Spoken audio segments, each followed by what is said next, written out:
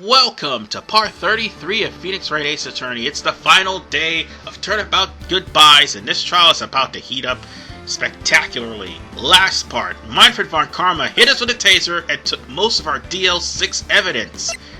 Well, most, but there's one thing he didn't take. A bullet! Will it bite him in the ass? We'll find out in this trial. And for those of you who are playing this on the GBA, which is the Game Boy Advance, this is literally the in-game right here for Phoenix Wright. Everyone else from the Nintendo DS onward to the next-gen consoles, you still have one more trial to go, and it's probably one of the worst ones in the game. But for now, we're going to have to end one of the best trials in the game. And Maya is still feeling the effects of the taser. Unfortunately, she still got a static discharge from being hit with a stun gun. 600,000 volts will do that to you.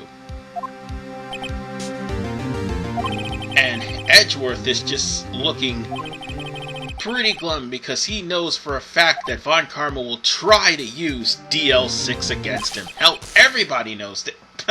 Maya shocks him too. Good lord. She needs to settle down, seriously, or more importantly, she needs to discharge outside. Because she's over there shocking people left and right. She just shot Gumshoe. Well, whatever the case, at least we know that Edgeworth wasn't kidding when he said that Von Karma will do anything for a guilty verdict. Well, Gumshoe finally caught Yanni Yogi. And now, the moment of truth has arrived. If we can actually prove that that old caretaker is Yanni Yogi, we'll at least save Edgeworth so that Edgeworth won't be, arrested for a crime he didn't commit. Which brings about one big question. Why was Manfred von Karma so quick to try to take DL6 information? Well, obviously to use it against Edgeworth. But there is another reason, and we're gonna find out. By the way, again, this is a really long trial. Both of these parts are probably going to be about 30 to 40 minutes long, so sorry about that in advance. There are going to be times that you're going to have to pay attention and not speed up things. Because there'll be times when you'll be forced to repeat certain options, and at the same time, the penalties are 2 apiece, so be careful. Like 2 hits to your credibility per wrong answer. Because Von Karma is not playing around. He wants a guilty verdict and he wants one now. However, he's honestly being more civil about the witness coming in, testifying, and us cross-examining. Which means only one thing. He's up to something. Because normally he would have already tried to take control of the courtroom as soon as the gavel was dropped. Or at least he made the gavel drop first, then take over the courtroom. Which is what he's been doing in the last 2 trials. And there he goes. Spoke too soon. Wow. Not even 4 minutes and he's already took over the trial. Alright. For this guy's witness testimony, you're going to have to pay attention to, I do believe, the 5th statement and the 6th statement. No, it's 4th and 5th, sorry. That's what I meant to say. The 4th and 5th statement. Because in certain versions of this game, there is no 6th statement. So you have to focus on the 4th and the 5th. Yeah, that statement where he says, "So my testimony stands as is," You won't have that option if you're playing other versions of this game. So on that note, let's cross-examine. The guy knows his name. The problem of the matter is, he's pretending to be senile. So, we're going to start with the fourth option of this. We're going to press this statement right here. The one where he says it's got nothing to do with him. Even though he claims it's got nothing to do with him, he certainly hauled ass in part 31, so... Or should I say part 30, actually. So now, we'll have to, unfortunately, get a forced objection from this guy, and we're just gonna have to press the next statement. Because until we actually get proof, Von Karma will try to object us every single chance he gets. Alright. Hit the press button again for that one, because he does have a motive. The whole ordeal with Robert Hammond and Edgeworth.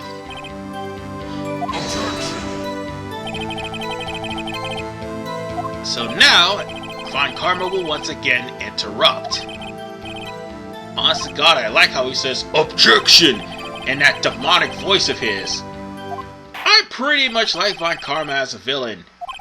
And I also like the villain in the next case. It's just the fact that the next case is full of bullshit. We'll get there, trust me. Part 35, we'll get there. Alright.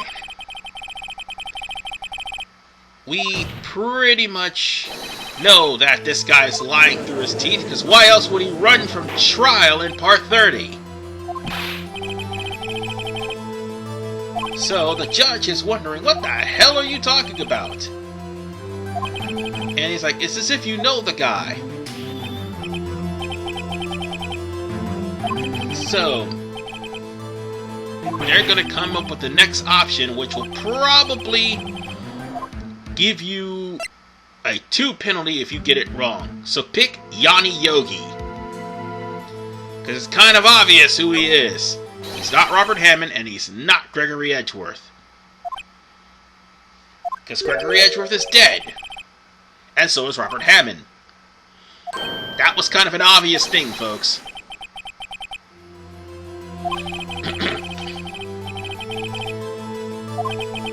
So that means that the guy who tried to kill Edgeworth and killed Robert Hammond was indeed Yanni Yogi. But you know how Manfred von Karma is. He tries his best to try to deter the whole situation into his favor. And unfortunately, we're going to have to prove this. We, right now, don't have proof. And Von Karma is relishing in every single part of this.